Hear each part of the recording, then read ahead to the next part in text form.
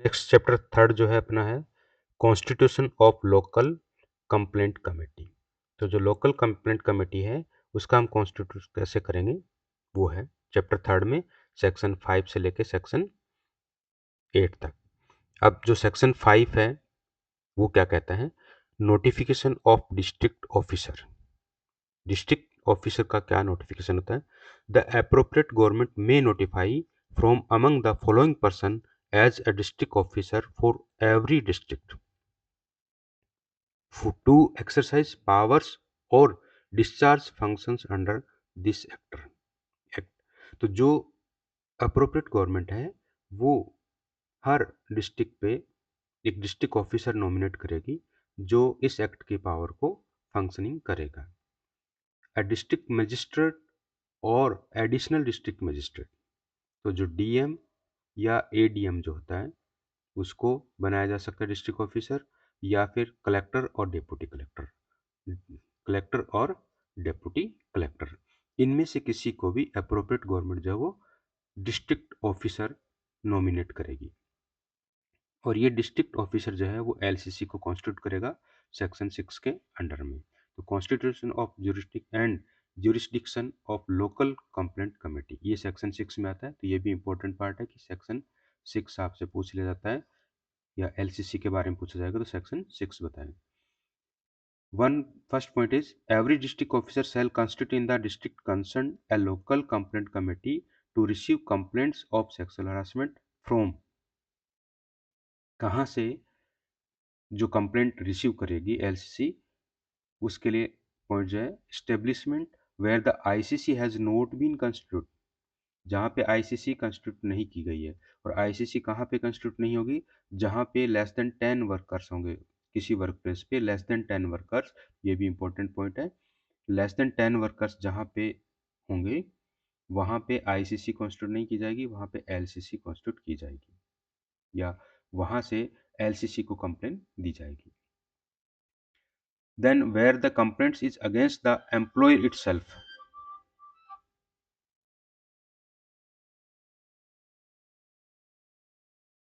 Where the complaints is against the employer itself, employer के against अगर complaint हो रही है जो एम्प्लॉयर है तो वहाँ पे फिर एलसीसी काम करेगी, आईसीसी नहीं करेगी।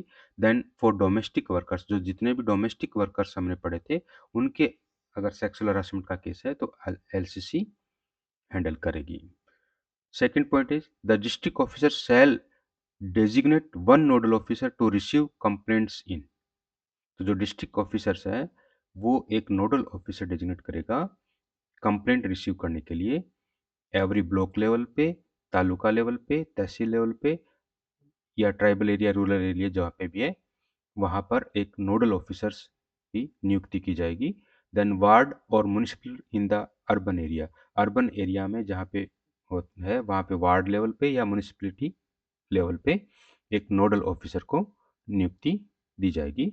The nodal officer shall forward the complaints to concern LCC within a period of 7 days, तो 7 दिन के अंदर अंदर, ये भी इंपॉर्टेंट पॉइंट है, 7 दिन के अंदर अंदर नोडल ऑफिसर जो है, नोडल ऑफिसर जो है वो कंप्लेंट किसको रिसीव करके कंप्लेंट किसको भेजेगा, एलसीसी को, कितने दिन में, 7 डेज में। तो ये इंपॉर्टेंट पार्ट है, नोडल ऑफिसर एलसीसी को 7 डेज में कंप्लेंट भेजेगा।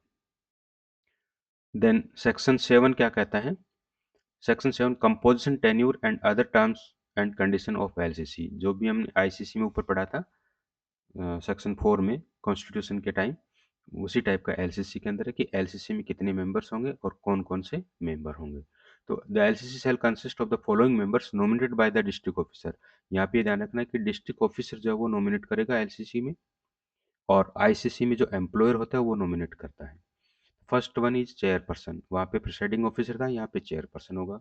Nominated from amongst the eminent women in the field of social work and committed to the cause of women, तो यहाँ पे भी चेयरपर्सन जो वुमेन होगी, बट एमिनेंट वुमेन जिसने सोशल वर्क किया हो या casual case of women, women के कुछ केसेस को उसने हैंडल किया हो, तो इस टाइप की जो लेडी होगी, वुमेन होगी, उसको नॉमिनेट किया जाएगा as a chairperson. Second is one member. One member कहाँ से होगा? Nominated from amongst the women working in block, taluka और तहसील और वार्ड और म्यूनिसिपैलिटी इन द डिस्ट्रिक्ट। उस डिस्ट्रिक्ट में किसी ब्लॉक में, जिस ब्लॉक के लिए एलसीसी बनाई जा रही है या तालुका लेवल पे बनाई जा रही है या जिस लेवल पे भी बनाई जा रही है, तो वहाँ कोई भी एक वर्किंग वुमेन जो होगी उसको एक मेंबर के रूप में नॉमिनेट किया जाएगा। देन थर्ड, यहाँ पे दो मेंबर आपको लेने हैं, उसमें one shall be a women. दो में से कम एक वुमेन होनी चाहिए, दोनों भी हो सकती है but at least one must be women. Then nominate from amongst such NGO or associations committed to the cause of women or a person familiar with the issue relating to sexual harassment। ये ध्यान रखना, जो भी बाहर से हम members ले रहे हैं वो इन केसेस से फेमिलियर होने चाहिए या ऐसे केसेस उन्होंने हैंडल किए हों कहीं ना कहीं, ये ध्यान रखना है। उसके लिखा है आगे एटलीस्ट, तो इसमें जो सेकंड मेंबर हो, दो मेंबर होते हैं, उसमें एक एटलीस्ट वुमेन होनी चाहिए और किस में से होना चाहिए?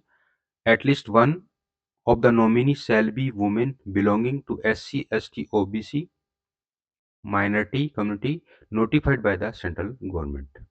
यहाँ ये ध्यान रखना, जो भी कम्युनिटी नोटिफाइड हो, किससे हो? सेंट्रल गवर्नमेंट से नोटिफाइड हो, स्टेट गवर्नमेंट से नहीं, तो उनमें से एक नॉमिनी होना चाहिए। सेकंड, जो at least one of the nominee should preferably have a background in law और लीगल नॉलेज। तो यहाँ जो नया जो ऐड किया है वो ये वाला केस ऐड किया है एलसीसी के अंदर, कि जो SC, ST, OBC और माइनॉरिटी है जो कि सेंट्रल गवर्नमेंट से नोटिफाइड है, उनमें से एक मेंबर, कम से कम एक मेंबर होना चाहिए, वो भी कौन सा होना चाहिए? वुमेन होना चाहिए।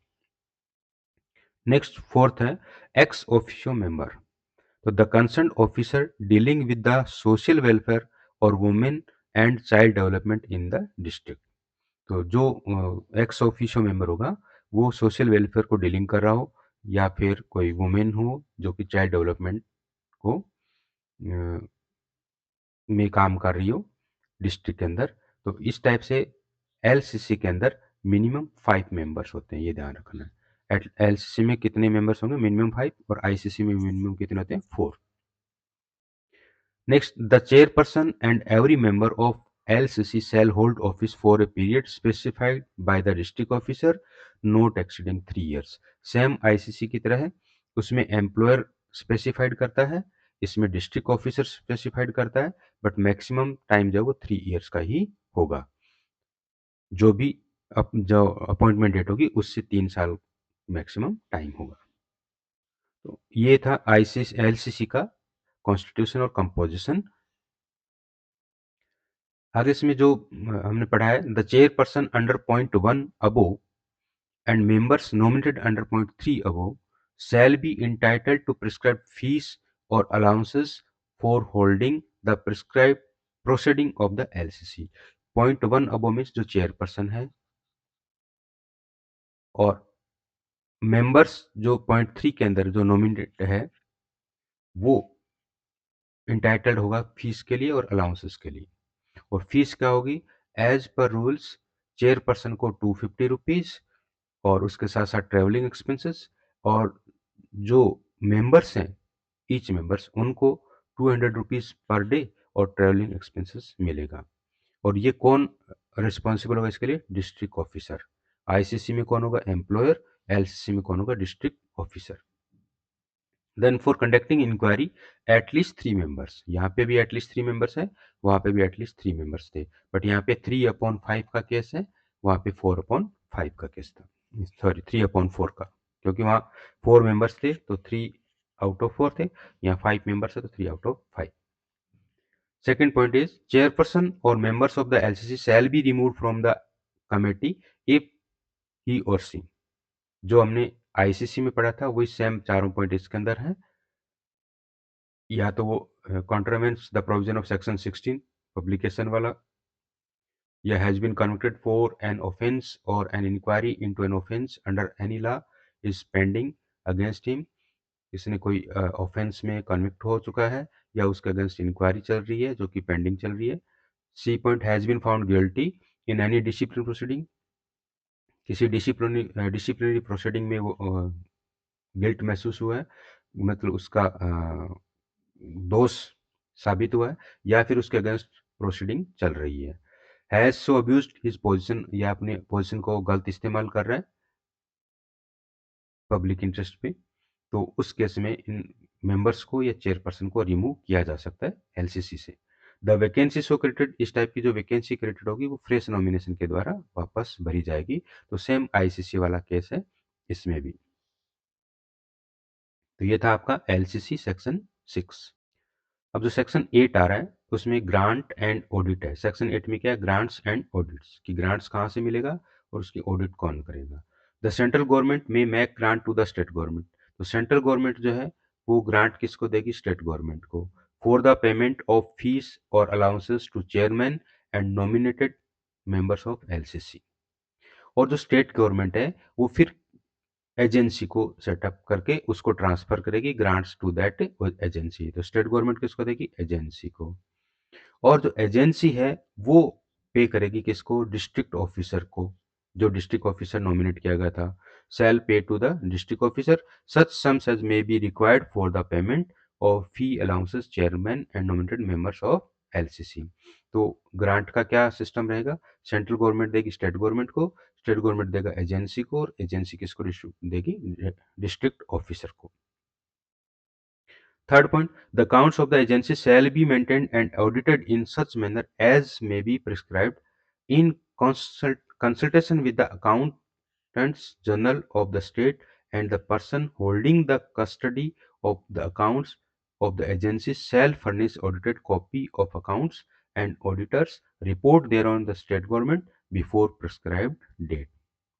तो जो एजेंसी अकाउंट को मेंटेन कर रही है या ऑडिट कर रही है वो प्रिस्क्राइब टाइम में accountants general of the state and जो जिसके कस्टडी में अकाउंट होगा एजेंसी के, वो पर्सन दोनों उस ऑडिट को फर्निश करेंगे और उसकी कॉपी जो है वो स्टेट गवर्नमेंट को सबमिट करवाएंगे। तो ये जो सेक्शन 8 कहता है किसका, ग्रांट्स एंड ऑडिट के बारे में।